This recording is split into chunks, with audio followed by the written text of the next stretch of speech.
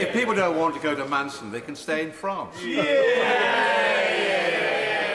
But we all know what's really behind these unpleasant personal attacks is because this Home Secretary is the only one with the guts, the determination, the legal knowledge to reform our ridiculous human rights law and detain these people, which is the only way, and send them back, the only way that we're going to deal with this. And those who constantly make these personal attacks to somebody who has made just one mistake and apologise, to remember the old motto, understand and judge not.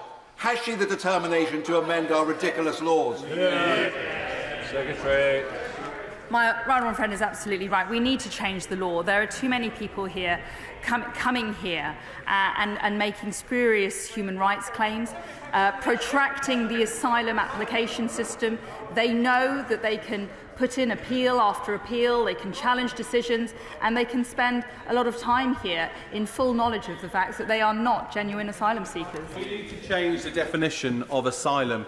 Many people who are in these centres and hotels are illegal migrants. Many of them have taken the chance. They're economic migrants who are taking a chance by crossing the English Channel. Can I ask the Home Secretary, if people come here illegally, why can't we just deport them? Secretary. Well, he raises an important point, and he's absolutely right. If you look at other European countries, they take a very different approach to the consideration and processing of asylum claims. The reality is once someone makes an asylum claim, we are duty-bound to consider it. What the Rwanda scheme does, and what's very good about that, is it means that the asylum claim will be considered. Now then, we've got Albanian criminals leaving Albania, which is a safe country. The same criminals are then setting up shop in France. They're then leaving France, which is a safe country, and coming to the UK across the Channel. And then when they get this accommodation, we've got the opposition parties saying the accommodation is not good enough for them. Well, does the Home Secretary agree with me? If the accommodation is not good enough for them, they can get on a dinghy and go straight back to France. Secretary. Well, my honourable friend's right. The average cost per night is £150 per person per night in a hotel. By my standards, that's quite a nice hotel, I'm afraid. Therefore, I think any complaints that the accommodation isn't good enough is frankly absolutely indulgent and ungrateful. Isn't the reason why Sweden and Germany don't countenance asylum seekers from Albania the fact that those countries don't have laws against modern slavery which are being abused and exploited by the Albanian gangs? Well, as I said, Albania is a signatory to the European Convention Against Trafficking. That's the originating international convention which underlines our modern slavery laws. There is absolutely no reason in law why an Albanian national cannot claim modern slavery protection in Albania. The people of Stoke-on-Trent North, Kidsgrove and Talk are appalled by the amount of illegal economic migrants coming across the English Channel. And again, Stoke-on-Trent, which currently houses over 800, is being asked to carry the burden with an attempt to try and place more in the North Stafford Hotel.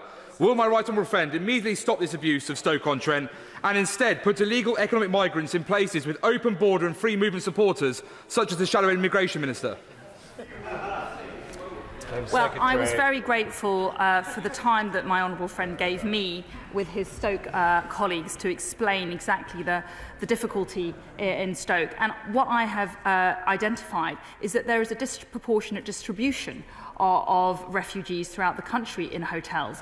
We need to make it much more equivalent. We need to make it much more cost-effective. We need to make it fair. Deputy Speaker, can I welcome my right honourable friend to her place and thank her for all the courageous effort she's making in dealing with a very difficult problem, that the opposition benches, their answer is let them all in. Yes. That is totally unacceptable. Can I ask my honourable friend, one solution surely would be to return these illegal refugees to countries from whence they came, if indeed it's possible, like, for example, Albania. With how many countries is she negotiating to do this, and has she succeeded in any of those negotiations? Secretary. Well, you're right. I mean, effectively, the Labour Party don't have any solutions for this problem, so they'd rather spend airtime on a distraction. That's what this is all about. But what I want to say to my honourable friend is that, yes, we are having some success with returning people more swiftly to Albania. It's early days, and I don't want to overplay it because it's still very, very difficult legally. But those agreements with those safe countries are absolutely vital to ensure that people who are coming from safe countries, not from persecution, not fleeing war, can be legitimately returned because they are not here for asylum. Deputy Speaker, many in my constituency are worried about paying their heating bills. Many in my constituency are concerned about getting GP appointments, and many of my hotels are full up with illegal migrants. Does she appreciate the sense of unfairness that my constituents have, and when will legislation be coming forward to resolve this situation? Great. Yes, I do appreciate the seriousness of this issue, and it's been my #1 priority since September. It is unacceptable that we are spending £6 million a day on hotel accommodation for asylum seekers. It is unacceptable that we have 35,000 asylum seekers in hotels distributed around the country. We need to bring that to an end. We need a comprehensive plan of alternative sites. We need to speed up our processing of asylum. We need to remove people from the UK more quickly. And ultimately, we need to change our law, and we'll be introducing legislation later this year to ensure that there is no longer any abuse of our laws. Thank you, Mr Deputy Speaker. We have heard yet again today that members opposite want to prioritise the welfare of illegal immigrants. My priority, and I believe the priority of the people on this side of the House, should be to those of our constituents who are desperate for social housing, those constituents who are sofa surfing, many of them women and children. Is it an outrage, Home Secretary, that we are spending £2.5 billion a year when we'll be soon asking these very same people to share the burden of further cuts to public services? Well, my honourable friend raises a really important point. The facts of the matter are we are receiving an unprecedented amount of people coming into this country, many of whom are coming illegally. They require accommodation. That is putting excess pressure on our current housing stock, whether that's hotels or the private rented market or other beds in other sorts of buildings. Ultimately, we don't have enough space for these people, and we need to find it quickly. It's very difficult. It will be done, but it will take time.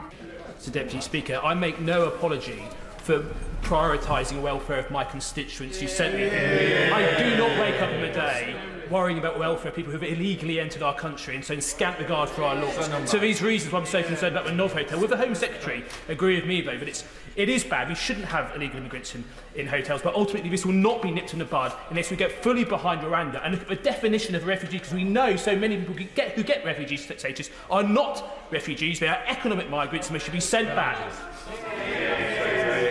Well, I think my honourable friend is right. We need to call out the misrepresentation of this problem. It is not the case that these are all refugees fleeing persecution, war-torn countries or conflict or human rights violations. Many of the people here are arriving here on small boats, are actively and willingly procuring those journeys. They are often paying tens of thousands of pounds for those journeys. Clark Smith. Speaker, does my right honourable friend agree with me that those who campaign to take foreign criminals off flights, those who obstruct us from implementing our Rwanda scheme, and those who continue to encourage the shameful behaviour of so-called charities and activist lawyers have done nothing but contribute to this criminal activity and a system now bursting at the seams? Well, my honourable friend again raises a really important point. Again, what we've seen, and I speak to our heroic border force officials on a regular basis, and they tell me about their first-hand experience. And what they have seen is repeated and vexatious claims. They see people arriving, they're not making a claim, and then they might see a lawyer, and then they suddenly come up with a claim after they've seen their lawyer. They make repeated and late claims as well because they know that that's how to game the system. I think there are real concerns about the practice of some lawyers, not all lawyers, but some lawyers, and I encourage the authorities to take action.